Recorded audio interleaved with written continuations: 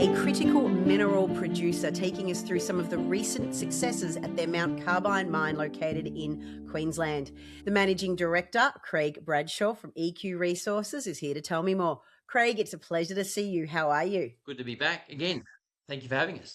It certainly is. Now, you have been busy bees over at the Mt Carbine project. I know in the last few months you've had some good news in regards to waste removal. Can you sort of bring me up to date on why this was important and how you achieved this? Now, look, absolutely. Look, the full credit to our people. Our focus over the last few months has been on working through a geotechnical fault in the southern end of our pit, and then focusing on waste removal. We had 1.6 million tonnes of material to move to get access to the higher grade Iolanthe vein system in the southern end of our pit.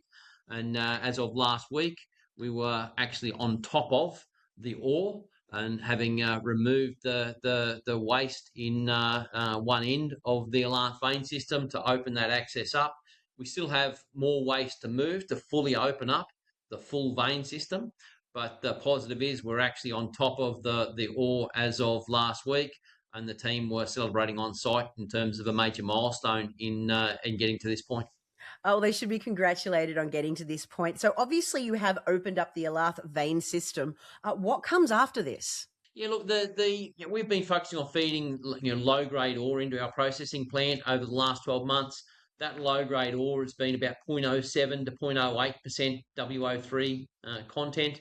So the Iolanthe vein system runs at 0.264% contained WO3, which is 3 times to 4 times the grade that we've been processing over the last 12 months. So enabling us, doing the work to remove that waste, to open up that ore and start feeding that into the processing plant means that our production will steadily ramp up as we open up more faces and access that ore over the coming months. Well, as I said at the start of today's conversation, tungsten is a critical mineral. So when is that likely that you'll be able to start increasing that production? From the third week in February. So we'll start seeing the start of that ore coming in. So now that we're on top of it, we'll come down through the next bench, and that ore will start going into our processing plant from the third week in February. And so exciting times. It certainly is. That's just around the corner. Look, adding to some of the momentum here in the business, I know you've made some key changes. Could you sort of summarize a couple of those key changes that you've undertaken? Yeah, look, the organisationally, the business went owner operated some time ago. We had financial difficulty. We've solved that through the back end of 2025, but we've sat down with the teams, went through what we needed to achieve. We recommenced mining in September.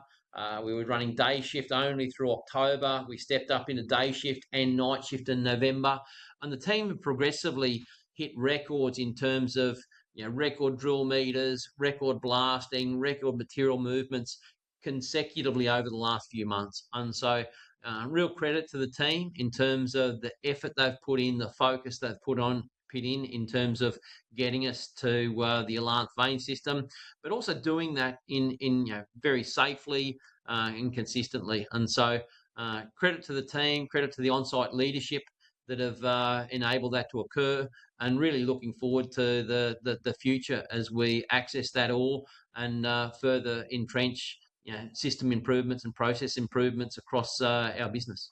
Craig, congratulations. It's no small feat to not just get a mine back into production, but also to increase the grade and production of that just around the corner. So that's a remarkable achievement in a short space of time. Thank you so much for your time today, and I can't wait for the next update. Thank you. Look forward to it.